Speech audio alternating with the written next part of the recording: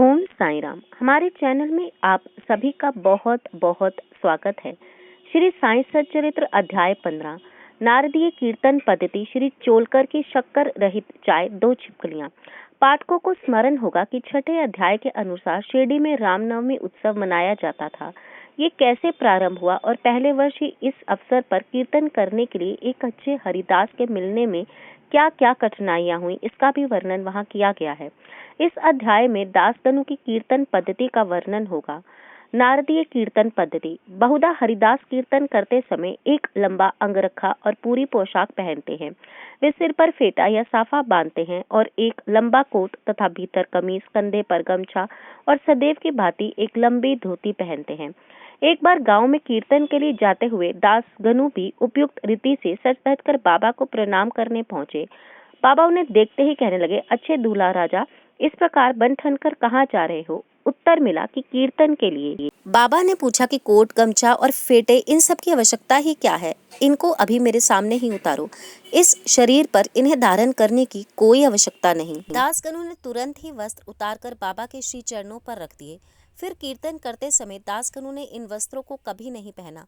वह सदैव कमर से ऊपर अंग खुले रखकर हाथ में करताल और गले में हार पहनकर ही कीर्तन किया करते थे। यह पद्धति यद्यपि हरिदासों द्वारा अपनाई गई पद्धति के अनुरूप नहीं है, परंतु फिर भी शुद्ध तथा पवित्र है। कीर्तन पद्धति के जन्मदाता नारद मुनि कटी से ऊपर सिर तक कोई वस्त्र धारण नहीं करते थे। वे एक हाथ में वीणा लेकर ही हरि कीर्तन करते हुए त्रिलोक में घूमते थे। श्री चोलकर की शक्कर रहित चाय। बाबा की कीर्ति पूना और अहमदनगर जिलों में फैल चुकी थी, परंतु श्री नाना साहब चंदोरकर के व्यक्तिगत वार्तालाप तथा दासगणु के मधुर कीर्तन द्वारा बाबा की कीर्ति मुंबई प्रांत में भी फैल गई। इसका श्रेय केवल श्री दासगणु को ही है। भगवान उन्हें सदैव सुखी रखें। उन्होंने अपने सुंदर प्राकृतिक कीर्तन से बाबा को घर घर पहुंचा दिया। श्रोताओं की रुचि प्राय भिन्न भिन्न प्रकार की होती है। किसी को हरिदास की विद्वता, किसी को भाव, किसी को गायन, तो किसी को चुटकुले तथा किसी को वेदांत विवेचन और किसी को उनकी मुख्य कथा रुचिकर प्रतीत होती है। परंतु ऐसे विरले ही हैं जिनके हृदय में संत कथा या कीर्तन सुनकर श्रद्धा और प्रेम उमड़ता है। श्री दासगणु का कीर्तन श्रोताओं के हृदय पर स्थायी प्रभाव डालता था। एक ऐसी घटना नीचे दी जाती है। एक समय ठाणे के श्री कोपिनेश्वर मंदिर में श्री दासगणु कीर्तन और श्री साईं बाबा का गुणगान कर रहे थे। श्रोताओं में एक चोलकर नामक व्यक्ति, जो ठाणे की दीवानी न्यायालय में अस्थायी कर्मचारी था, भी वहां उपस्थित था। दासगणु का कीर्तन सुनकर वह बहुत प्रभावित हुआ और मन ही मन बाबा को नमन कर प्रार्थना करने लगा कि हे बाबा, मैं एक निर्धन व्यक्ति हूँ और अपने कुटुंब का भरण पोषण भी भली बाती करने में असमर्थ हूँ।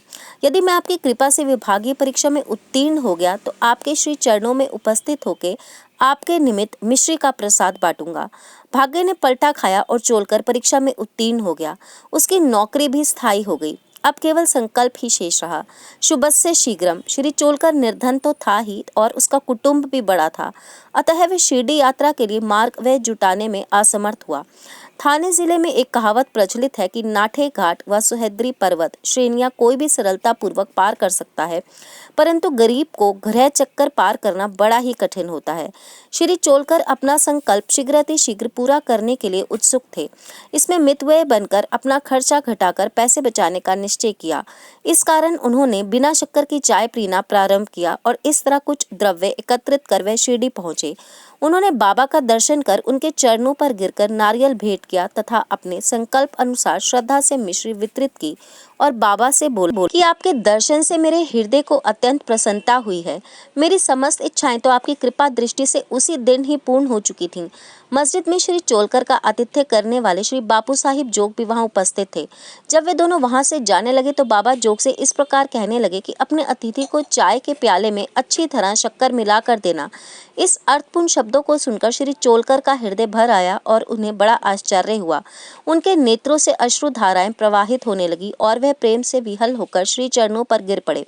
श्री जोग को अधिक शक्कर सहित चाय के प्याले अतिथि को दो, यह विचित्र आज्ञा सुनकर बड़े कौतूहल हो रहा था कि यथार्थ में इसका अर्थ क्या है। बाबा का उद्देश्य तो श्री चोलकर के हृदय में केवल भक्ति का बीजारोपण करना ही था।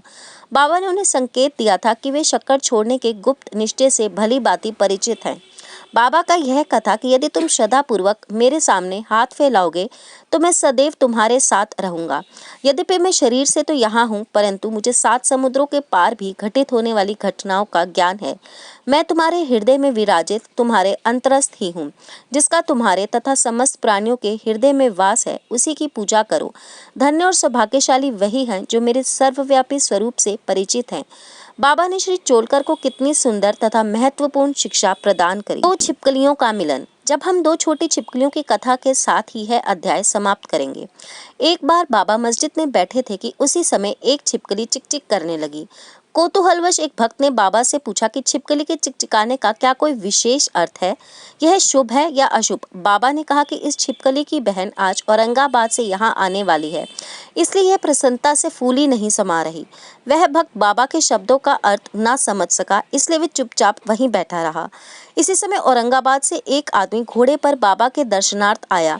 वह तो आगे जाना चाहता था, परंतु घोड़ा अधिक भूखा होने के कारण बढ़ता ही ना था।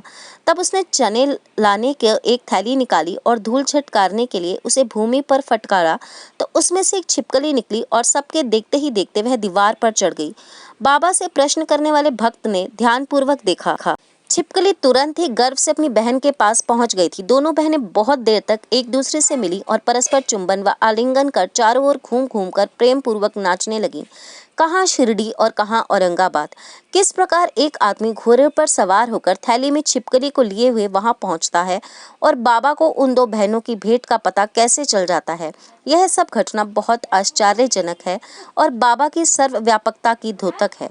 शिक्षा।